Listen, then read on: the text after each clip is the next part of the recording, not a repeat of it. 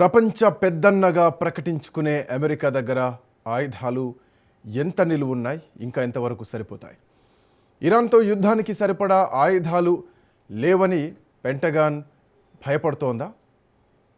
Temporary Trump pentagon మాట విని యుద్ధాన్ని ఆపేస్తాడా, లేదంటే ఏదైతే అదైంది అని యుద్ధాన్ని కంటిన్యూ చేస్తాడా? డే 1లోనే ఇరాన్ సుప్రీం అయతుల్లా ఖమేనీని చంపేసిన ఇజ్రాయెల్, అమెరికాలు తాజాగా కొత్త సుప్రీమో మొజ్తబా ఖమేనీని కూడా లేపేస్తామని సవాల్ విసరడం దేనికి సంకేతం?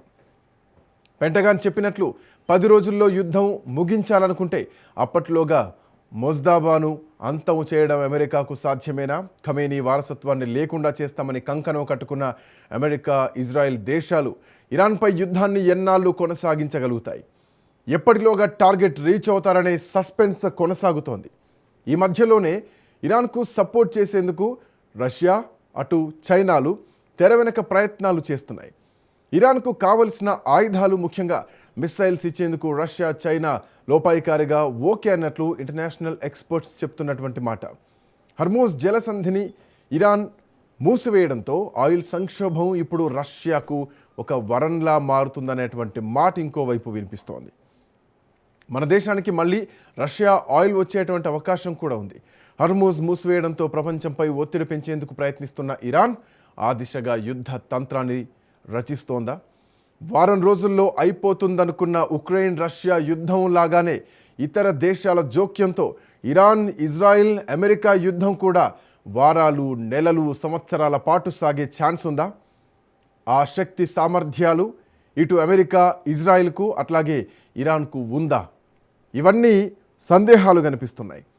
ఈ సందేహాల నడుమ ఎటువైపు ప్రపంచం వెళ్ళబోతోంది, ఏం జరగబోతోంది మాట్లాడదాం. కల్నల్ వివి రావు గారు, రిటైర్డ్ ఆర్మీ కల్నల్, మనతో పాటు జాయిన్ అవుతున్నారు. మరి కాసేపట్లోనే ప్రముఖ విశ్లేషకులు బండారు రామ్మోహన్ రావు గారు, అలాగే శేషు గారు కూడా జాయిన్ కాబోతున్నారు. రావు గారు నమస్తే. నమస్తే, చెప్పండి. సో ఇందాక నేను నా మాటల్లో, నా ఇంట్రోలో ఒక పాయింట్ అన్నాను. పెంటగాన్ చెప్పినట్టు అమెరికా దగ్గర ఆయుధ సంపత్తి తగ్గుతోందా? ఎంతవరకు ఈ యుద్ధం కొనసాగేటువంటి అవకాశం ఉంది? ఇరువైపుల బలాబలాలు ఎట్లా ఉన్నాయి? అమెరికా దగ్గర అయితే కంప్లీట్ నాటో ఫోర్సెస్ని వాళ్ళే ఎక్విప్ చేస్తారు. దాదాపు 68% వరకు, 60-68% నాటో ఫోర్సెస్ని కంప్లీట్ వెపన్స్ అండ్ ఎక్విప్మెంట్ వాళ్ళే ఎక్విప్ చేస్తారు. సో ఆ విధంగా పుష్కలంగానే ఉన్నాయి. అయితే యూక్రెయిన్ వార్లో పాత స్టాక్స్ అన్ని తీసివేయడం జరిగింది. ఇంకా యూక్రెయిన్ వార్ నడుస్తుంది కాబట్టి ఓల్డర్ స్టాక్స్ అన్ని డిప్లీట్ అయినాయి. కొత్తగా వచ్చిన స్టాక్స్ అన్ని ఇప్పుడు ప్రస్తుతం ఇరాన్ దాంట్లో వాడాల్సి వస్తుంది. వాళ్ళకి 4-5 విమానాలు పోయినాయి. ఎందుకంటే అంతకుముందు 2 విమానాలు సముద్రంలో పడిపోవడం, మొన్న 3 విమానాలు కుప్పకూలిపోవడం ఓన్ ఫ్రెండ్లీ ఫైర్ వల్ల 5 విమానాల వరకు తగ్గినాయి.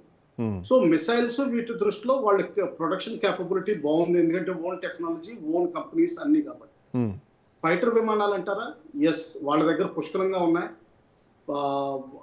ఒకవేళ రీప్లేస్ చేయాలనుకున్నా కానీ 5-6 అంటే ఒక ఫ్లైట్ వరకు నెల రోజుల లోపల వాళ్ళు రీప్లేస్ చేసే అవకాశాలు చాలా ఉన్నాయి. అయితే ట్రంప్ గారు ఇచ్చిన స్టేట్మెంట్ ప్రకారం 4-5 వారాలు యుద్ధం జరిగే అవకాశం కనిపిస్తుంది. అంటే ఏంటంటే బేసికలీ 40 days వరకు వాళ్ళు కేపబుల్ గా ఉన్నట్టు మనం అనుకోవచ్చు. ఇరాన్ దగ్గర అంటారా, వాళ్ళ దగ్గర అంతా హైపర్సోనిక్ మిసైల్స్, యుఏవీస్ తప్పితే కానీ ప్రస్తుతానికి ఏమీ మిగిలిలేవు. నేవీని చాలా వరకు, చిన్న నేవీ ఉంది వాళ్ళ దగ్గర, అది చాలా వరకు డిస్ట్రాయ్ చేయడం జరిగింది. అయితే రాకెట్స్ మాత్రం, అంటే రాకెట్స్ అంటే అన్గైడెడ్ రాకెట్స్, ఇవి ఎక్కడ ఫైర్ చేస్తే ఎక్కడ పడతాయో కూడా క్లారిటీ రాదు. అటువంటి రాకెట్స్ మాత్రం దాదాపు 20-25 వేలు ఉన్నట్టు లెక్క పెట్టుకోవచ్చు. హైపర్సోనిక్ మిసైల్స్ ఇప్పుడు చైనా ఎంతవరకు సప్లై చేస్తుందో మనకి పొజిషన్ కరెక్ట్ గా తెలియదు. ఇంటర్నేషనల్ స్టాటిస్టిక్స్ ఏవైనా డేటా కనిపించినా కానీ అవి చైనీస్ సప్లై లాస్ట్ 2 months లో ఎవ్రీ డే 2 కార్గో ప్లేన్స్ ఇరాన్లో ల్యాండ్ అవుతున్నట్టు మనకి మీడియాలో రిపోర్ట్స్ వచ్చింది. సో ఆ విధంగా ఏంటంటే హైపర్సోనిక్ మిసైల్స్ ప్లస్ యుఏవీస్లో వాళ్ళకి ఏం తక్కువ లేదు. మిగతా వాటిలో మాత్రం చాలా వరకు డిప్లీట్ అయింది.